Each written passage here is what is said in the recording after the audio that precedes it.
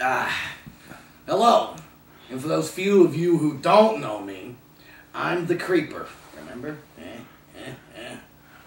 Thank you. Thank you very much. Now, many of you, well, a few of you, okay, 2 of you, Mom, Dad, have been wondering why I hung up my crime-fighting shoes back in '97.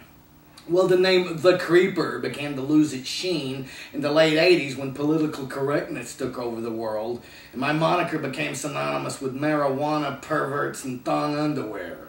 And I knew I should have stuck with my original name, The Silent Stranger. But everyone got me confused with my archenemy, The Silent Strangler, so I tried Danger Stranger, and then I shortened that to The Stranger. But even that name didn't work because it sounded like something Sam Elliott would be called, and later was. So I became The Creeper, you know, because of my stealth. And I fought crime in Metro City for 17 years. Yeah, I know, it doesn't sound as glamorous as Gotham City or Metropolis, but you know, it was a living. And after I cleaned up the crime, they had no use for me anymore, so I was let go. I don't know how you let a crime fighter go, but they did. Anywho, I've had a lot of time on my hands these many years, so I began to watch a lot of movies and television shows, and I mean a lot. And I figured, well, heck, I've seen enough movies and TV shows now that I could pass along to you, the public, the movies and TV shows that you shouldn't miss. So that's what I'm gonna do. Now, don't be fooled. Just because I was a crime fighter, your natural assumption would be to think that I'm not going to talk about anything but action-packed films and TV shows. This isn't true. I'm going to cover comedies, horror flicks, romances, docus, rockus, film noir, everything. Good, bad, and hokey. But I repeat, not all of them are going to be action-packed films, okay? Well, that's out of the way. Now, the first movie I'm going to talk about is the action-packed film, The Magnificent Seven. The 1960 John Sturges Western about 7 gunfighters who ride to the aid of a small Mexican village that has been constantly robbed and terrorized by the Mexican bandit Calvera and his 40 vaqueros. If God didn't want them sheared, he would not have made them sheep. After a raid by Calvera, the farmers have had enough and seek the help of a gunfighter named Chris Adams, played superbly by Oscar-winning actor Yul Brynner.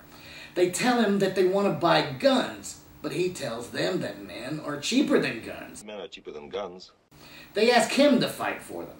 They even offer him the worth of the entire village. I've been offered a lot for my work, but never everything. Originally, Anthony Quinn was to play Chris and Yul Brynner was to direct. But one thing led to another, and Brynner ended up in the role. That is not what you were hired for.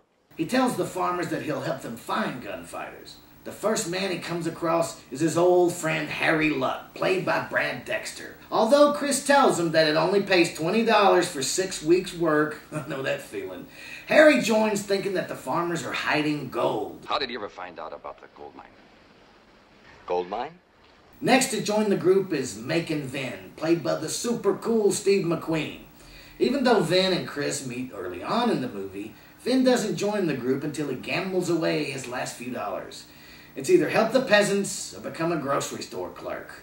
And it's good, steady work. He chooses the peasants. After Vin comes Bernardo O'Reilly, played by the ultra macho man Charles Bronson. He's half Mexican, half Irish, and all Bronson. We see to it that there's always fresh flowers in your grave. That's a mighty big comfort. Number 5 is Britt. As Chris says, gun or knife, there's nobody better. He outdraws a gunfighter with his knife, and he shoots a man off a horse from 100 yards away. That was the greatest shot I've ever seen. Worst. Was aiming at the horse. Britt is played by the long, lanky, and lean James Coburn. Number 6 is Lee, the suave, well-dressed gunman, played by actor Robert Vaughn. I thought you were looking for the Johnson brothers. I found them. Who, like Vin and Bernardo, joins because he's broke, but he also believes that he's losing his nerve. The young Mexican fighter named Chico rounds out the group, played by German actor Horst Buchholz. Chico is young and headstrong and has to prove himself to the others before being allowed to join. Now the seven ride to the peasant village and begin to teach the farmers how to fight. Not one of them even knows how to shoot a gun. Squeeze! Who doesn't know how to shoot a gun? Take the gun like this, and you use it like a club. Now originally it was intended that the gunfighters just help the peasants show force, in hopes that Calvera and his men, Calvera himself being played by Eli Wallach, ride on and go somewhere else. But this is not to be, because Chico, himself a Mexican, sneaks into Calvera's camp and discovers that Calvera and his men have no food, so they can't run away. They have to take the village so that they can eat. And this leads to the final showdown. Now it would be obvious to anyone that not all of the seven make it, but it's a great flick just the same.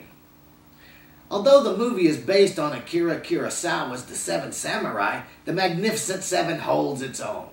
From the moment you hear Elmer Bernstein's Oscar-nominated score to the very last scene, I promise you'll love every minute of this movie.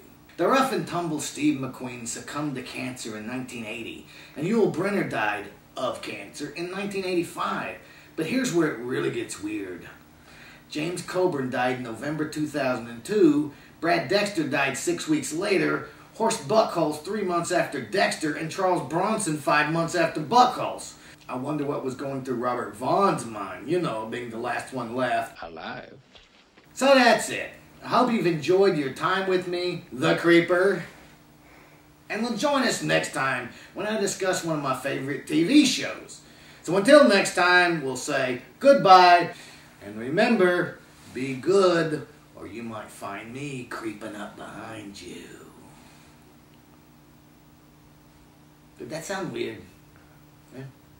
There you go.